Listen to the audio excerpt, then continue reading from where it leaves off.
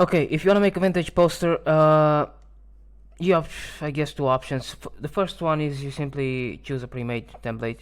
You go to canva.com, search for a vintage poster, and then you go through the templates until you find something you like. Something like this, and you just edit the thing. You just rename things, replace them, you move things around, you recolor. And like the more washed up the colors are, I guess, the more vintage it looks and old. But I guess it's just up to you to decide, like, well, how you want the template to look.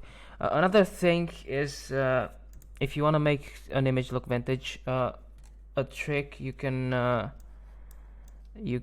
do is just go to elements and search for vintage effect, and you'll end up with grain like that looks like this, or like, I don't know, I don't know what they're called, like, I don't know. But so I think most of them will require a pro subscription, but I'm just gonna show it to you so you can just get a sense of what I'm trying to explain.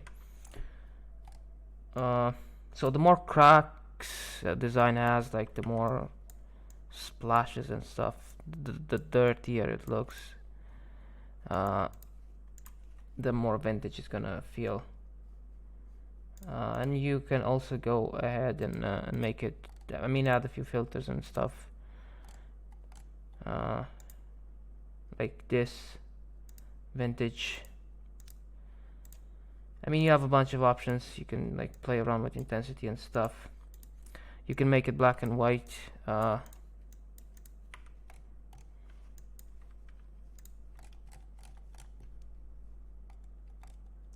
and stuff like that. I mean, something like this. Okay, that's probably too much. Yeah, but some grain like this can definitely make the image look old. Like this, for example.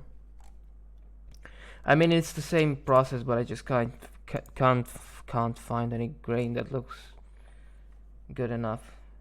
See, a lot of pictures you just have this grain. This one, the more grain it has, the older it looks. So yeah, just scratches and marks that makes it look old. Yeah, see, again, grain, all of them have grain. Yeah, so that's how you make a vintage template. You just grain. Just add grain. Just look for templates basically and just adapt them. If you want a poster, I guess. If you want like a design.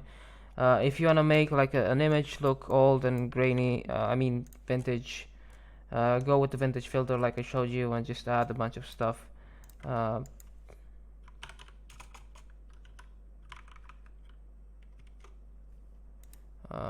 Cracks.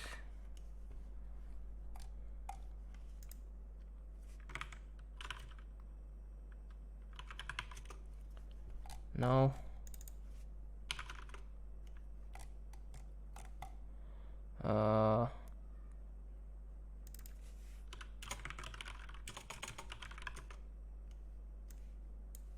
Yep. And you can play around like with the opacity. I mean, this really doesn't work, but the more subtle the thing is, the more yeah, white works because it looks like the paper has been ripped. I mean, yeah.